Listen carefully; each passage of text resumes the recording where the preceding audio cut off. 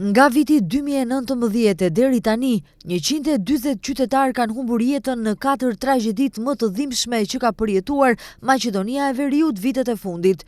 Durmë Turs, Besa Trans, Spitali Modular dhe së fundmi rasti i Koçanit kanë gjallur dhimbje dhe revolt tek qytetarët për mungesën e përgjegjësisë.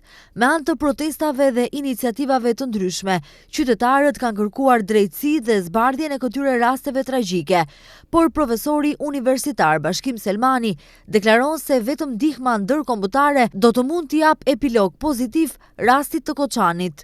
Vetëm institucionet ndërkombëtare dhe ndihma ndërkombëtare mund të jap përfundim apo epilog pozitiv. Në të kundërtën, siç duket dhe siç e shohim indikacionet nga vetë kryeministi duke mbrojtur bashkëpartiakët e tyre, nuk na jep indikacione pozitive. Këto janë dy momente. Është momenti i parë që viktima janë maqedonës, dhe momenti i dytë është shteti ai i cili është shkaktar i këtyre tragjedive. Dhe në këtë rast, pra, është edhe problemi çështje tjetër në aspektin e përgjithshëm, sepse këtë komoditet i kemi dhënë ne si qytetarë, edhe si subjekte, se mund përmenda që në fillim, sepse në Maqedonia ndaj gjithë atyre rasteve ka pas gjithësi publike dhe gjithësi politike me subjekteve. Ato kanë gjetë fejsein në autorin dhe ati kanë mbaruar, a fatkeqësisht gjithë subjektet janë bashkëautorë. Pra si pse janë bashkëautorë?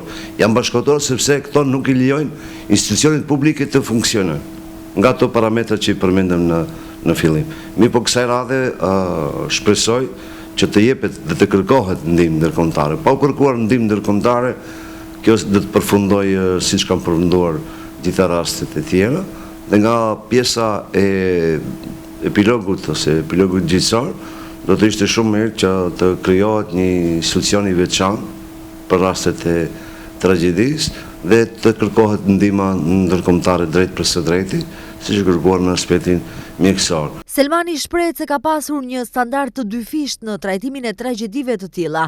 Sipas tij, në rastet kur viktima kanë qenë shqiptarët, nuk u është dhënë rëndësia e duhur nga institucionet shtetërore. Prandaj rasti i fundit do të shërbejë si mesazh që të gjitha këto tragjedi të trajtohen në një pako të vetme nga ndërkombëtarët.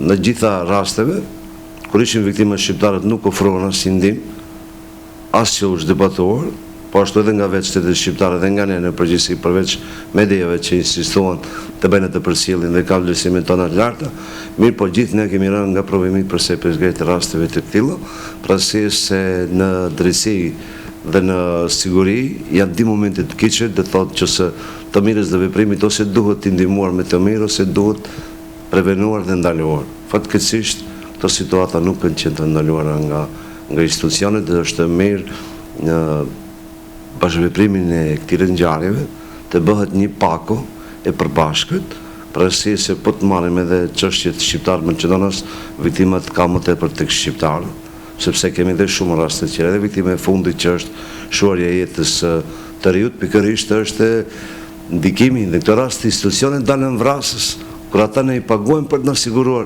siguri dhe drejtësi, sepse këtu është e kërcënuar edhe siguria edhe drejtësia. Aty ku është e kërcënuar siguria dhe drejtësia, menjëherë vjen shprehje e drejta ndërkombëtare publike dhe drejta ndërkombëtare penale. Prandaj urgjentisht duhet të kërkohet ndihmë ndërkombëtare, vetëm atëherë do të mundësh që të kthehet besimi, po ashtu dhe të lihen duart gjatë që të funksionojnë vetë institucionet.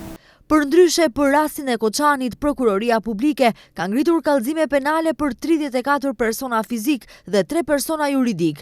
Gjithashtu politikanë të shumt në fjalime të ndryshme publike kanë deklaruar se shteti nuk do të rrijë duar kryq, por do ta vendos drejtësinë në vend.